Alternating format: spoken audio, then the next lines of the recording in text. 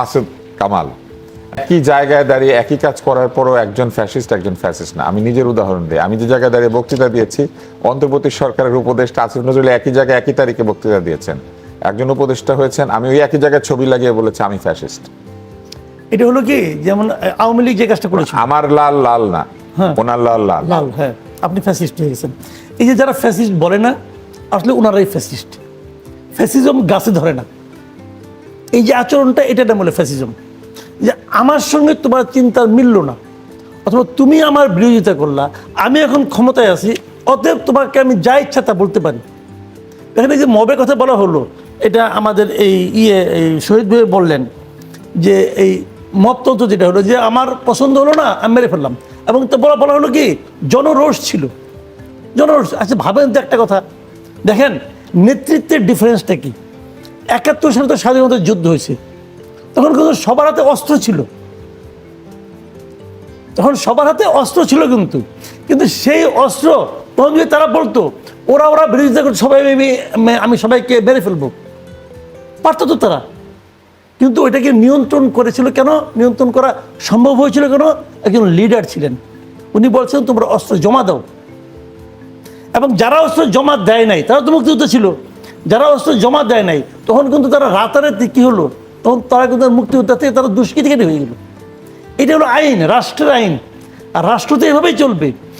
৫ই আগস্ট থেকে ৮ই আগস্ট এই ৩ দিন দেশে কোনো সরকার ছিল না, তা ৮ তারিখে একজন সরকার আপনার দরকার হলো কেন? দরকার হলো এই কারণে আপনি কি নিয়ম প্রতিষ্ঠা করতে চেয়েছেন। এখন নিয়ম প্রতিষ্ঠা করতে চাওয়ার জন্য যাকে আপনি নিয়ম প্রতিষ্ঠা করার জন্য বসাইলেন, সে বলে কি যে ৩২ সময় ভাঙছে, এটা জনগণের ক্ষোভ। আমার মেয়েকে জিজ্ঞেস করেন, হ্যাঁ, ওনার মেয়েকে যে জিজ্ঞেস করেন, হ্যাঁ ৩২ সময় ভাঙছে, এটা কি জনগণের ক্ষোভ? তাহলে আপনি কি করলেন? তা আপনাকে বসাইলাম কেন? আপনি যদি ৩২ সময় ভাঙার হয়, ঠিক আছে, আপনাকে সিস্টেমের মধ্যে আনেন, যে আপনি আইন করেন, অথবা আপনি আইনের মাধ্যমে বসান, বিচারে যান, যে আপনার এই বিল্ডিংটা থাকা দেশের জন্য ক্ষতিকর, ভেঙে দেন, কোনো প্রবলেম তো নাই। কিন্তু আপনি এটা ওদেরকে ভাঙতে দিলেন কেন? এই কারণে দিলেন যে আপনি আসলে লিডার না, আপনি আসলে মতলব নিয়ে আসছেন এখানে। আপনি দেশ গঠন করার জন্য আসেন না রে ভাই, আপনি দেশের মধ্যে বিভক্ত জাতিকে একত্রিত করতে আসেন নাই, আপনি বিভক্তিকে প্রাতিষ্ঠানিক রূপ দিতে আসছেন। তারই ধারাবাহিকতা এখন চলছে। কিছু হলে আমি ফেসবুকে আপনি খুলেন, প্রতিদিন দেখবেন কালচারাল ফ্যাসিস্ট বলে নাম দিয়ে দিল, যার যার ইচ্ছা নাম দিল। আমার বউ প্রায় খুঁজে যে আমার নাম আছে কিনা ওখানে, যে তোমার নাম তো আজকেও দেয় নাই।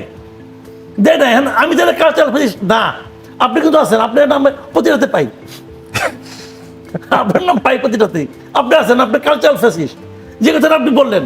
অথচ আপনি ফ্যাসিবাদের বিরুদ্ধে দাঁড়িয়ে প্রকাশ্যে বলেছেন আপনি কালচারাল ফ্যাসিস্ট। এখন যে বলতেছে, বলি নাই ১০-২০ হাত দূরে লাঠি হাতে আমাদেরকে আক্রমণের প্রস্তুতি না হচ্ছে না, আমি বলে যাবো। তারপরে কি হয়েছে, যারা এগুলি বলতেছে, যারা এই ডিক্লারেশনটা দিচ্ছে, মানে যারা এই অথরিটি, তারা কে? তাদেরকে তো কেউ যে কেউ বলতেছে। আমি তো একজনকে চ্যালেঞ্জ করে বলছিলাম, ভাই আপনি যা আমাকে বলে আপনি নাকি আওয়ামী লীগের দোষর বলছে আমাকে। আমি তাকে গেলে এটুকু বলছি, ভাই আওয়ামী লীগ যখন রাষ্ট্র ক্ষমতায় ছিল, তখন আপনি, আপনার পার্টি, আপনার যারা যত লোক আছে, এই সবগুলি মিলাইয়া শেখ হাসিনা এবং আওয়ামী লীগের বিরুদ্ধে যত কথা বলছেন, বিভিন্ন নিশ্চয়ই লেখছেন, বলছেন, টকশোতে বলছেন, যা বলছেন, সবগুলি যোগ করলে যদি আমার অর্ধেক হয়, তাহলে আপনি আমার সাথে আলোচনা করেন। এই সবারটা যোগ করতে হবে।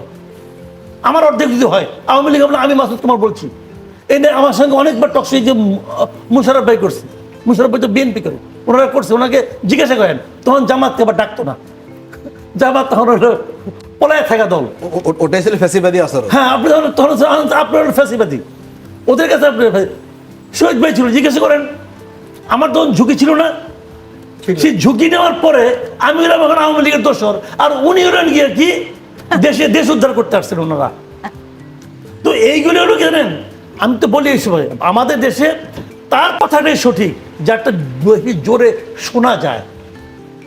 এখন ওনাদের কথা শোনা যায়, এখন আপনি কালচারাল ফ্যাসিস্ট, উনি কালচারাল ফ্যাসিস্ট। আজকে একটা তালিকা দেখালাম, আমি দেখে আমার চক্ষু অচারক গাছ, যে ডক্টর প্রফেসর সিরাজুল ইসলাম চৌধুরী, ভাই বাংলাদেশের প্রত্যেকটা মানুষের কাছে শ্রদ্ধেয় ব্যক্তি, সে নাকি কালচারাল ফ্যাসিস্ট। জনাব মাসুদ কামাল, কেউ কেউ বলছেন সিনিয়র শব্দটাই নাকি গালি, কারণ সাংবাদিক তো গালি হতে পারে না, সাংবাদিক একটা পেশা, কিন্তু সিনিয়র হলেই নাকি ব্যাপারটা ঠিক সাংবাদিকের না? গালি হলো সাংঘাতিক। এবং কেউ কেউ বলছেন আমাকে সিনিয়র বলবেনও না, মানে আমাকে সিনিয়র বলবেন না, সিনিয়র ভালো না। দেখেন এই জিনিসটা না আমি বলি আপনাকে, আমার ফ্যামিলিতেও মানে আমার তো ছেলে মেয়ে আছে, বউ আছে, তারা কিন্তু আমাকে মাঝখানে একদিন নোটিশ করলো যে কি তোমাদের সিনিয়র সাংবাদিকদের নিয়ে কি হচ্ছে। অনেকে বলছে সিনিয়র সাংবাদিক, এটা তোমরা কেন সিনিয়র সাংবাদিক। আমার মনে পড়ে না যে আমি কখনো কাউকে বলেছি যে আপনি আমাকে সিনিয়র সাংবাদিক বলেন, আমার মনে পড়ে না। এবং আমি লোকে কোথাও আপনাকে নিজের নাম বলে, সিনিয়র লোকে সাংবাদিক বলে। নিজের নাম সিনিয়র সাংবাদিক লিখেছি, এটাও আমার মনে পড়ে না। আমি নিজে একটা ইউটিউব চ্যানেল চালাই, সেখানে অ্যাস্টনে আমার নামটা থাকে, মানে আমি একজনকে প্রশ্ন করে সে উত্তর দেয়, সেখানে আমার নামের নিচে একটা পরিচিতি লিখতে হয়, ওখানেও কোনোদিন আমি সিনিয়র শব্দটা লিখিনি, আমি কখনো লিখি। কিন্তু আপনি তো সিনিয়র হয়েছেন। না না, ওটা পরে আলোচনা করছি। আমি সিনিয়র হয়েছি, আমি বুড়া হয়েছি, আমি বেকার হয়েছি, আমার তো বিশেষণের শেষ নাই। আমি অমুকের পোলা, আমি অমুকের বাপ, অমুকের জামাই, সবই তো আমার পরিচয়। এগুলো আমার পরিচয় না? পরিচয় তো। আমি আমার ওয়াইফের পরিচিত হতে পারি, তো হতেই পারি। আপনি আমার ওয়াইফকে চিনেন, আমি বললাম ভাই আপনি আমাকে চিনেন না, আমি তো অমুকের হাজবেন্ড। তোর ও আচ্ছা তাই নাকি বলবেন তো আপনি। এখন যেভাবে আমাকে বিবাহ সূত্রে অনেকে এখন মিডিয়াতে সাক্ষাৎকার দিচ্ছেন, ও তো আমার কোনো মানে আপত্তি নাই। বিবাহ সূত্রে অনেকে মিডিয়াতে But সাক্ষাৎকার আমার কথাটা কোথায়, আমাকে এই টাইটেলটা কে দিল? কোনো না কোনো প্রতিষ্ঠান দিয়েছে, কোনো না কোনো প্রতিষ্ঠান দিয়েছে। যেমন টিভিতে আসছি, আপনি বলেন উপস্থাপক হিসেবে হ্যাঁ, বলেন, জ্যেষ্ঠ সাংবাদিক হয়তো এখানে লেখা আছে এখানে। জ্যেষ্ঠ বলে আপনি আবার বলছেন না সিনিয়র বলা দরকার, পরে আবার সিনিয়র বলছেন, ওটা আমি খেয়াল করছি। হ্যাঁ। সিনিয়র না বললে আমি আলোচনা করতে পারবো না। না, তারপরে আমি এখন যে এই যে সিনিয়র নিয়ে screen-এ- আলোচনার জন্য স্ক্রিনে আমার নাম লেখা হবে সিনিয়র সাংবাদিক, আপনারা তো লিখবেন, লাভটা কার, আমার না আপনার? আমরা এর আপনাকে beneficiary এখানে আনতে আপনি, পেরে আমি আমরা না, খুশি। শুনেন, হ্যাঁ, আমি বলি। আপনাকে আনতে পেরে খুশি।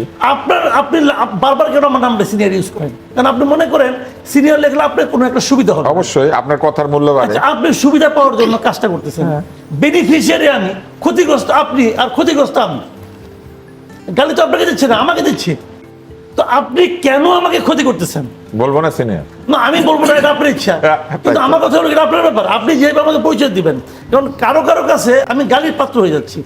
এখানে আলাউদ্দিন আছেন, আলাউদ্দিনকে আমি খুব পছন্দ করি পার্সোনালি, ওদের অনেকেই আমিও পছন্দ পছন্দ করি, করি। আমি আসলে। ওনাদের এনসিপির অনেককেই পছন্দ করি। এবং আলাউদ্দিন আমি মনে খুবই করি আমি যৌক্তিক এনসিপি মানুষ। সম্পর্কে বহু জায়গায় বলেছি যে অনেকদিন পরে একটা পলিটিক্যাল পার্টি পাইছি যারা নাকি লজিক দিয়ে কথা বলে, এবং এদের মধ্যে আমি যাকে সবচেয়ে বেশি পছন্দ করি এই তুষারকে, ওই দিন দেখ আপনার নামে নাম হ্যাঁ, আমি কে জানে একদম তুষার। কদিন পরে বলবে যে আমাকে তুষার বলবেন না। না তুষার বলবেন না।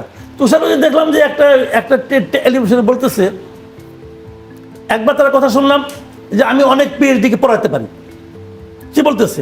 হতে পারে। আরেকবার বলতেছে না পারে, কিন্তু আমি কিন্তু আমার কোনো আপত্তি নাই, কিন্তু আমার তো কোনো আপত্তি নাই।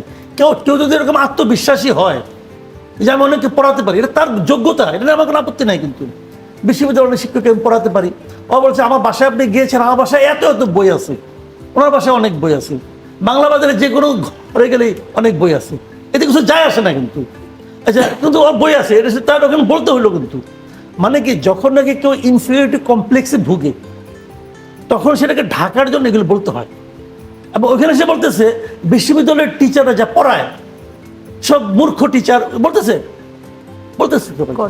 তো গর্ধব বলছে সব গর্ধব। আমি গর্ধবটা বলতে চাই না, আপনি বলে দিলেন বলে বললাম। না বলেছে যে হ্যাঁ, তো তাই বলবো। গর্ধব সব টিচার। তো এই যে অতি সরলীকরণ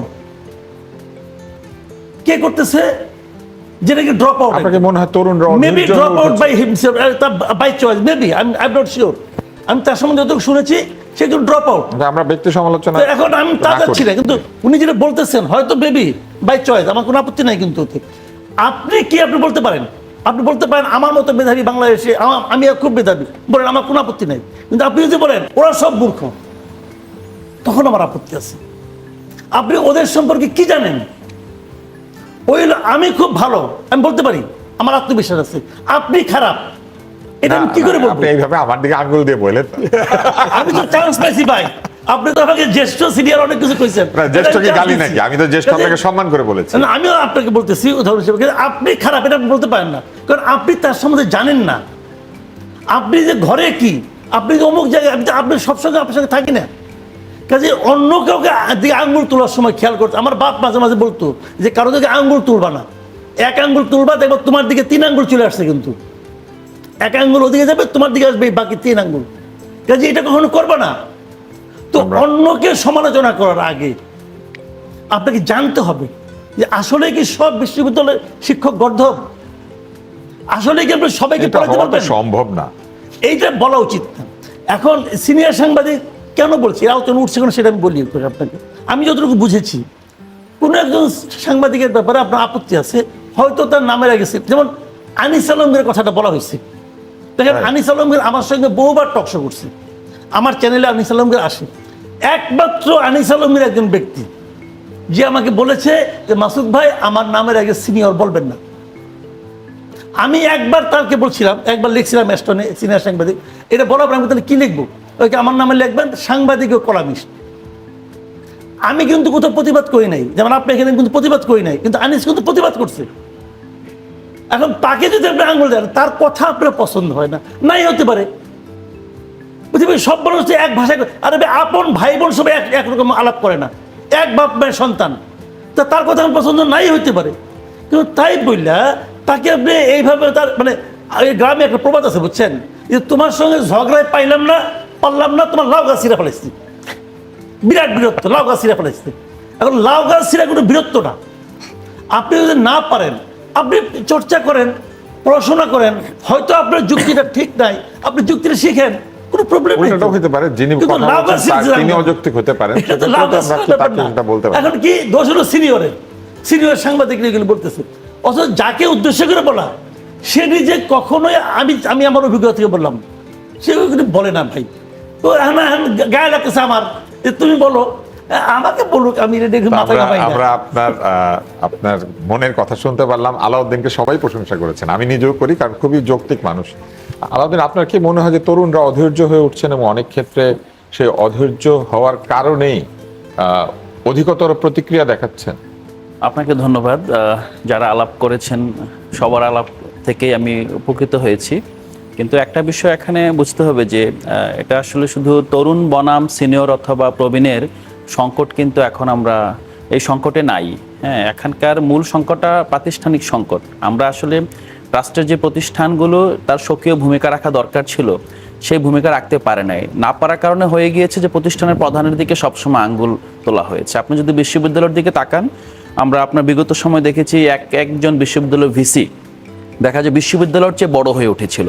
তখন দেখা যায় যেমন ঢাকা বিশ্ববিদ্যালয়ের একজন ভিসির কথা বলাই যায়, তার সময়ে 1000-এর বেশি নিয়োগ হয়েছিল। এবং ম্যাডামের জাহাঙ্গীরনগর বিশ্ববিদ্যালয়ের ভিসি একজন, তার বিরুদ্ধে ওনারই সহকর্মীরা এবং ওনার শিক্ষার্থীরা আন্দোলন করতে হয়েছিল, তারপরে কিন্তু হটাতে পারে নাই। সো ব্যাপারটা হলো যে আমাদের মূল সংকটটা কিন্তু রাষ্ট্রের সংকট, প্রতিষ্ঠানের সংকট। এই প্রতিষ্ঠানের সংকটটা যখন প্রতিষ্ঠান আপনার পারফর্ম করতে পারে না, তখন আমরা ব্যক্তির দিকে আঙ্গুল তুলে তাকাই।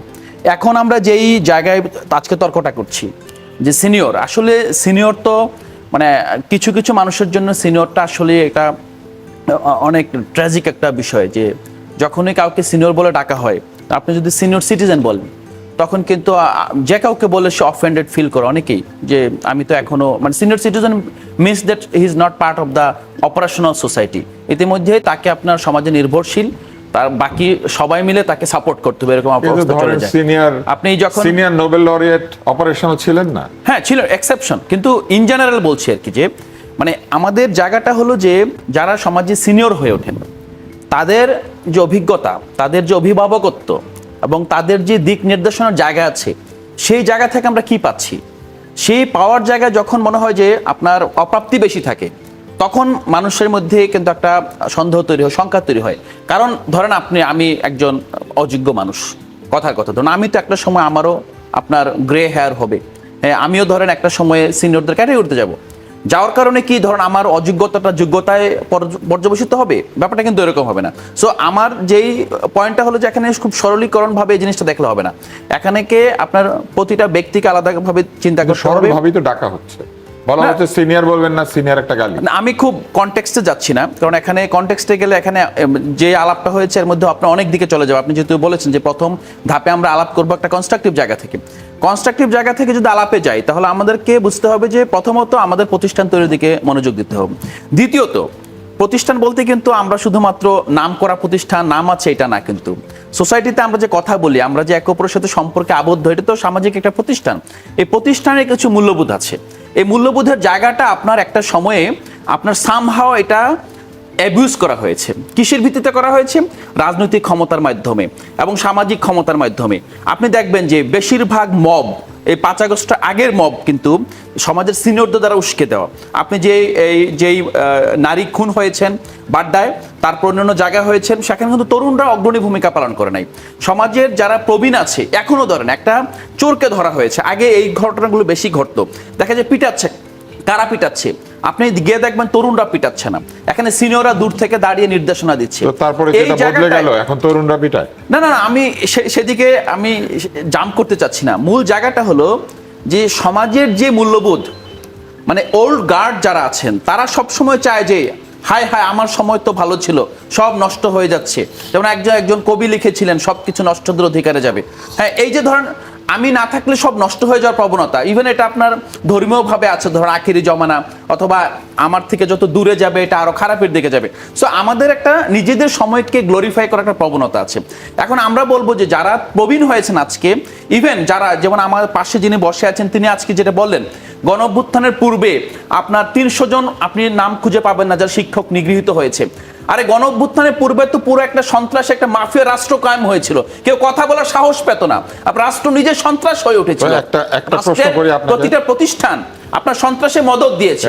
এখন আমি যে গণঅভ্যুত্থানের পরে যেটা হয়েছে, যে রাষ্ট্র এখন সন্ত্রাস থেকে অনেকটা বের হয়ে আসছে।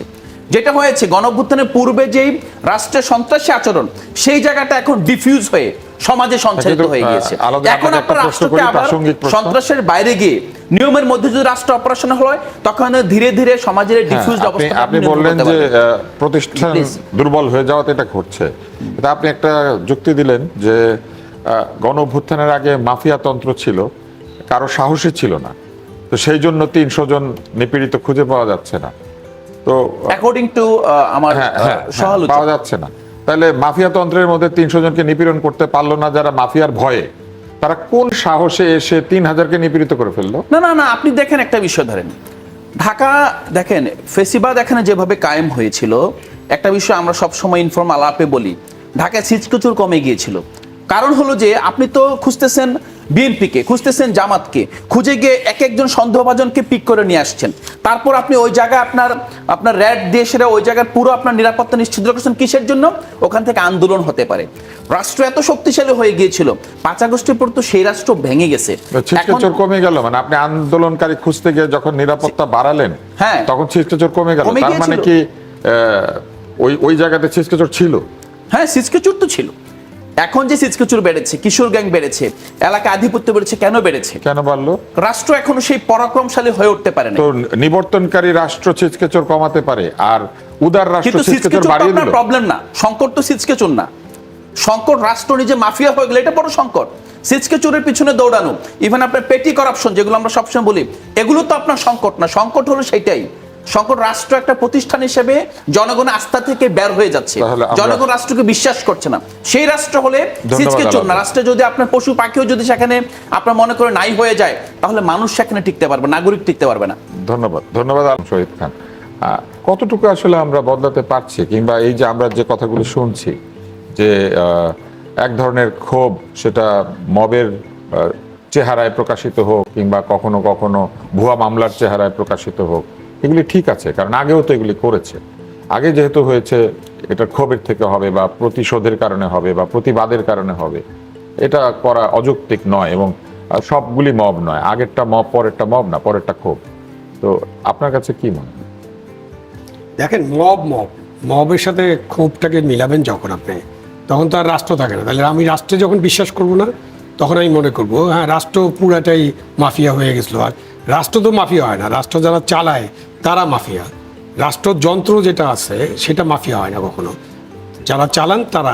তা আপনি যদি রাষ্ট্রযন্ত্রের উপরে আপনার বিশ্বাস না থাকে, আপনি নিজে নিজে মব করার মানে নিজের হাতে আইন তুলে নিচ্ছে। মব করতে বলেন, আপনি সবসময় বলেছেন এবং আহ্বান জানানো হয়েছে। এটা তো এই ব্যাপারে অস্বীকার করার কোনো সুযোগই নাই, আহ্বান করা হয়েছে। এমনকি ডক্টর ইউনূস, অন্যের কথা নাই বা বললাম, ডক্টর ইউনূস এটা বলেন নাই ছাত্রদের সাথে যখন বক্তৃতা করছিলেন, তখন বলেন নাই আপনি ঢাকা শহরে এত কিছু করেন, আপনার গ্রামের মধ্যে আছে না ফ্যাসিস্ট আছে না, তাদের দেখেন না আপনি? একজন একদম প্রধান উপদেষ্টা যখন এই ভাষায় কথা বলেন, তখন গ্রামের যাদের মব করতে উঠছে, আর মব কারা করে? মব কি সব রাজনৈতিক কর্মীরা করে নাকি? যারা ইয়া করে আপনার দাঙ্গা করে, কারা করে? রাজনৈতিক কর্মীরা করে না, বহু সাধারণ সব মানুষ হলো এখানে থাকে। অপরাধী, সাধারণ মানুষ না, সব হলো অপরাধী। এরা হলো মূলত এটা অপরাধী, এরা হলো মাফিয়া, এরা অপরাধী চক্র। এরকম মফ করার মধ্যে দিয়ে তারা লুটপাট করে তাদের লাভবান হবে, দাঙ্গা করে লাভবান হবে, এবং দাঙ্গাটা উস্কায় দেয় কেউ কেউ। তারা কিন্তু খুব একটা তারা করে, এটা তাদের আলাদা রাজনৈতিক স্বার্থ আছে। মূলত এই দাঙ্গা হাঙ্গামা মব এইসব করে অপরাধী চক্রের লোকেরা। সমস্ত থানায় থানায় যে আগুন লাগেছে, দেশের 400 থানায় আগুন লাগিয়ে দেওয়া হয়েছে, তাই না? আপনি কি 71 মুক্তিযুদ্ধের পর কি সব থানা মুক্তিযুদ্ধ দেখছেন নিজের চোখে? নিজের যুদ্ধে অংশগ্রহণ করেছি না, এসে কি আমরা থানা আগুন লাগাইছি, লুট করে ফেলছি? 16ই ডিসেম্বর বিকাল 4টা পর্যন্ত ওই থানার দারোগা পাকিস্তানের পক্ষে ছিল। 16ই ডিসেম্বর বিকাল 4 যখন সারেন্ডার হয়, তখনও কোনো কোনো থানায় পাকিস্তানের পতাকা ছিল। তো আপনি কি এসে মুক্তি বাহিনী বা অন্য যারা, তখন কি তাদের সমর্থন ছিল না? তারা কি সব কিছু জ্বালায় পুড়ে শেষ করে দিচ্ছে, সব লুটপাট করে নিয়ে গেছে? বিকজ আপনাকে বুঝতে হবে যে আপনি একটা রাষ্ট্র পরিবর্তন করতে চান, আপনি একটা আন্দোলন করছেন, আপনি সাকসেসফুল হচ্ছেন, আপনি যা যা বলছেন, আপনি কি কি চান এটা বলছেন যে আমরা এই মাফিয়া রাষ্ট্র চাই না, আমরা ফ্যাসিস্ট রাষ্ট্র চাই না, আমরা এরকম রাষ্ট্র কাঠামো, অত্যাচারী রাষ্ট্র কাঠামো চাই না, আমরা এটা পরিবর্তন করতে চাই। আপনার একটা প্ল্যান থাকতে হবে না?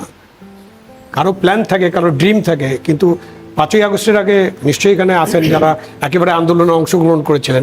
আমরা তো আন্দোলনের প্যাসিভ সমর্থক ছিলাম, আন্দোলনের রাস্তায় হয়তো যাইনি, রাস্তায়ও গেছি কোনো কোনো দিন, তো রাস্তায় যাইনি, হয়তো বলতে পারেন যে হ্যাঁ আপনি তো রাস্তায় ছিলেন না, ছবি দিয়া ফেসবুকে আমি আছি আপনাদের সাথে বইলা একটা চালু করে দেই নেই, বা আমি আমার ইয়াটা লাল বানায় দেই নেই, ঠিক আছে, লাল করি নেই আমার ফেসবুক ইয়াটা অপশনটা। বাট এই যে আন্দোলনের প্রতি যে সমর্থন, সেটা কিন্তু সবসময় ছিল, কারণ একটা আমরা ফ্যাসিবাদ থেকে মুক্ত হওয়ার চেষ্টা করছিলাম। এবং আপনি তখন আপনার দেশের গান গাইলেন, আপনি স্বাধীনতার পতাকা নিলেন, আপনি সব কিছু করলেন যেভাবে, তারপর 5ই আগস্টের পর আপনি সব কিছু পরিবর্তন, এবং আপনার কোনো প্ল্যান নেই। আপনি এটাকে কীভাবে নিয়ন্ত্রণ করবেন? নিয়ন্ত্রণ করবেন না। আমার ক্ষোভ আছে, এই জন্য আমি বলবো যার যার ক্ষোভ আছে তোমরা সবাই তোমাদের ক্ষোভ চরিতার্থ করো, আগুন লাগাও, লুট করো, ক্ষোভ চরিতার্থ করো, কবর থেকে মানুষ উঠায় পিটাও, মাজারে হামলা করো। আমি এটা বলবো? আমি তো এটা বলতে পারি না। বাট এটা গত 18 মাস যখন শাসন ছিল ডক্টর ইউনূসের, নোবেল লরেট, শান্তিতে নোবেল পুরস্কার পাওয়া, তিনি একটা অশান্তির দেশ বানিয়ে দিচ্ছেন বাংলাদেশকে।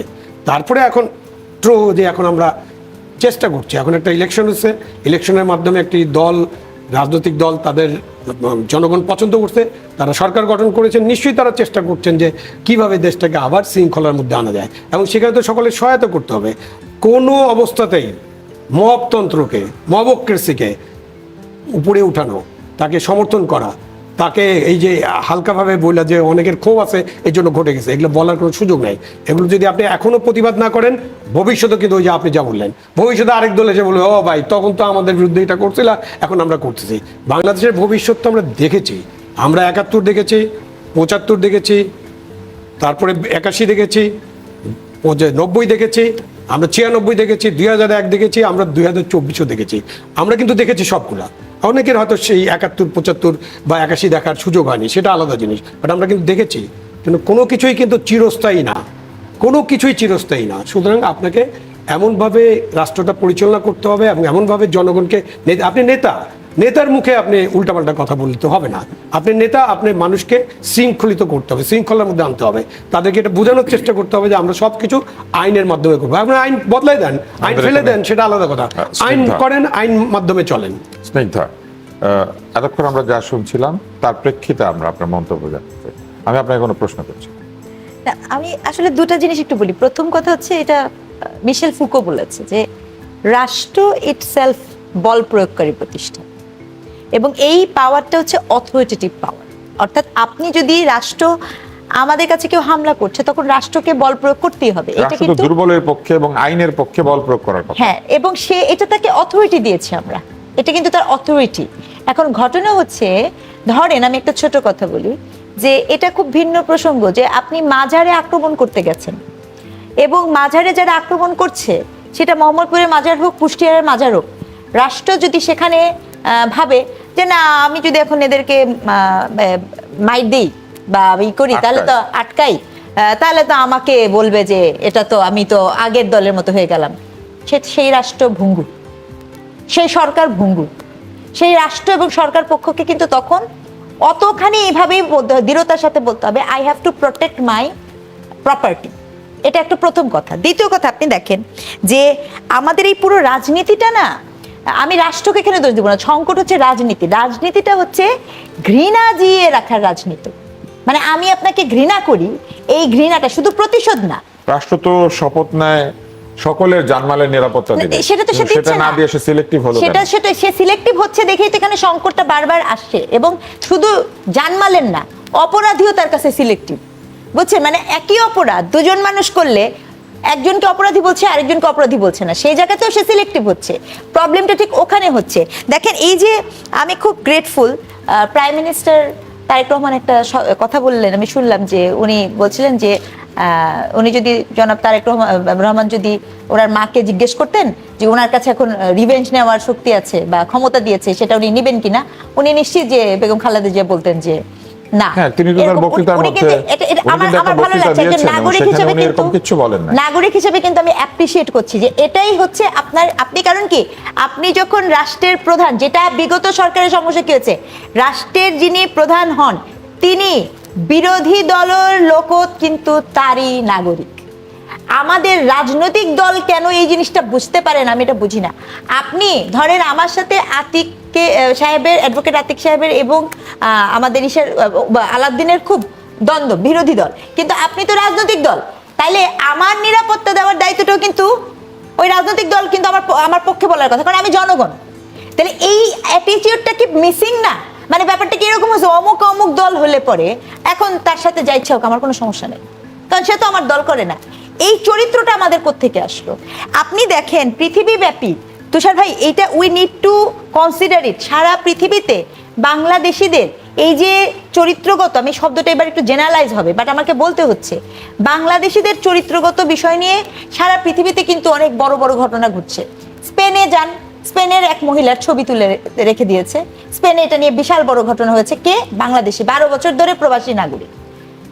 নেপালে যান, এভারেস্ট উঠতে গেছে বাংলাদেশি ছেলে, মালয়েশিয়ান তরুণীর করছে, নেপাল বলছে আর বাংলাদেশিদেরকে আসতে দিব না, ব্যান করবে কিনা। ইটালিতে যান, আমি ইটালিতে গিয়েছি কনফারেন্সে, সেখানের পার্লামেন্টে বাংলাদেশিদের নিয়ে আলাপ হচ্ছে। তার মানে কি কোথাও না কোথাও তো আমরা একটা ভুল করছি, আমাদের শিক্ষার ভুল আছে, এবং এই দায়িত্বটা পলিটিক্যাল পার্টি যতটা নিতে পারে আমরা কিন্তু এই জায়গা থেকে অত নিতে পারবো না। এবং একটা কথা আমি না বললে পারি না, এটা একটু আমি বলতে চাই যে এই যে আমাদের তরুণরা, আমি এটা আলাদিন কি বলি, আমি না পার্সোনালি বলি যে সেটা হচ্ছে কি বিএনপি, আওয়ামী লীগ, জামাত ইসলাম, এদের না আমরা দেখে ফেলছি আলাদিন। So there is a lots of hope goes to the future generation.